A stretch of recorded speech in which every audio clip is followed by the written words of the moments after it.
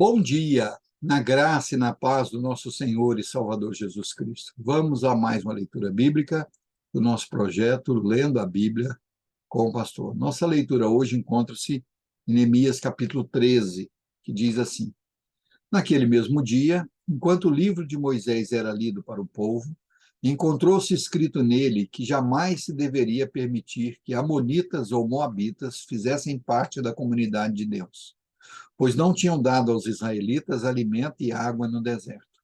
Em vez disso, tinham contratado Balaão para amaldiçoá-los.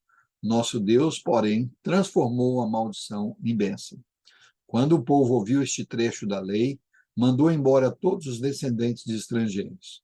Antes disso, o sacerdote Eliasibe havia sido nomeado para supervisionar os depósitos do templo de nosso Deus.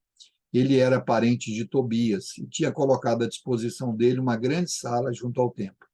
Anteriormente, esse lugar era usado para armazenar as ofertas de cereal, o incenso, diversos utensílios do templo e os dízimos dos cereais, do vinho novo e do azeite, prescrito para os levitas, os cantores e os guardas das portas, e também as ofertas para os sacerdotes. Nesse tempo, eu não estava em Jerusalém, pois tinha voltado a Artaxerxes, rei da Babilônia, no 32º ano de seu reinado. Mais tarde, porém, pedi sua permissão para regressar. Quando cheguei a Jerusalém, soube da maldade que Eliasibe havia feito ao providenciar para Tobias uma sala nos pátios do templo de Deus. Fiquei extremamente indignado e joguei todos os pertences de Tobias para fora da sala.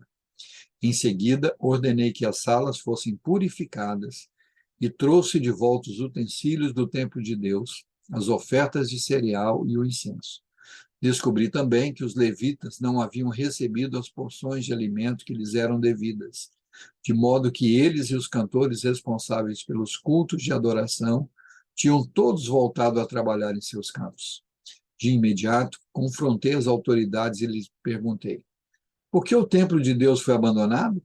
Então chamei de volta todos os levitas e os coloquei de novo em seus postos. Assim, mais uma vez, todo o povo de Judá começou a trazer para os depósitos do templo os dízimos dos cereais, do vinho novo e do azeite. Nomeei supervisores para os depósitos, o sacerdote Selemias, o escriba Zadok e o levita Pedaías. Designei Anã, filho de Zacur e neto de Matanias, para ser seu ajudante. Eles eram homens de confiança e ficaram encarregados de repartir as provisões entre seus colegas levitas. Lembra-te desta boa obra, ó meu Deus, e não te esqueças de tudo que tenho feito com fidelidade pelo templo de meu Deus e pelo culto ali prestado.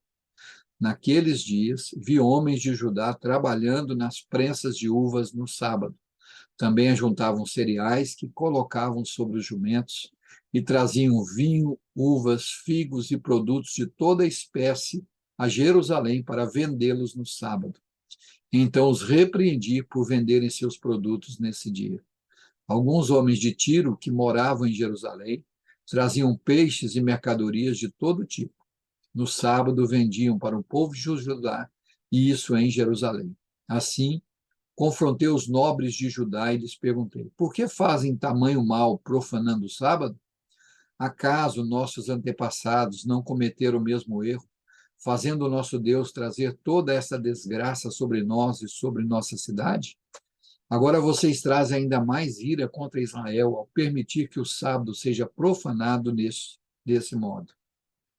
Em seguida, ordenei que as portas de Jerusalém fossem fechadas no dia antes do sábado, assim que começasse a escurecer, e só fossem abertas depois que o sábado tivesse terminado.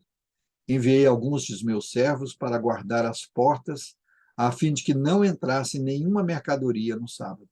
Os comerciantes e vendedores de vários produtos acamparam do lado de fora de Jerusalém uma ou duas vezes, mas falei duramente com eles.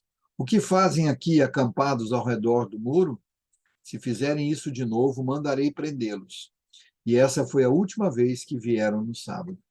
Então ordenei que os levitas se purificassem e guardassem as portas para manter o sábado como um dia sagrado.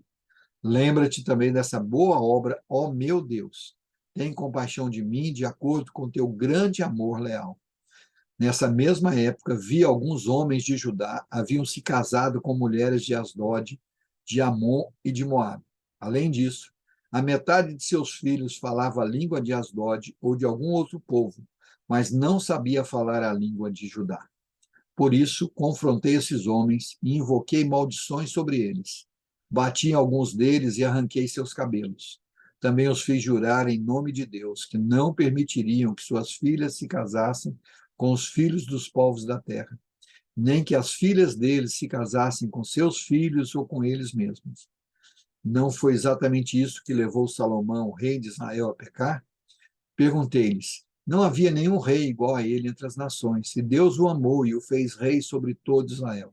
Até mesmo ele, porém, foi levado a pecar por suas esposas estrangeiras. Como puderam ao menos pensar em cometer essa grande maldade e serem fiéis a Deus, casando com mulheres estrangeiras? Um dos filhos de Joiada, filho do sumo sacerdote Eliasibe, havia se casado com uma filha de Sambalate, o Horonita, por isso o expulsei de minha presença. Lembra-te deles, ó meu Deus, pois profanaram o sacerdócio e a aliança dos sacerdotes e dos levitas. Assim, eliminei tudo que era estrangeiro e designei tarefas específicas para os sacerdotes e os levitas. Também me certifiquei de que a provisão de lenha para o altar e os primeiros frutos da colheita fossem trazidos nas datas estabelecidas. Lembra-te disso em meu favor, ó meu Deus. Aleluia. Louvado seja o nome do Senhor, que ao longo do tempo tem levantado homens como Neemias para restaurar a comunhão, restaurar os muros, restaurar a adoração ao nosso Deus e a zelar pela obra de Deus. Que essa palavra encontre lugar em nossa mente e em nosso coração. Amanhã retornaremos com mais um Lendo a Bíblia com o pastor. Tenham todos um excelente dia na presença de Jesus.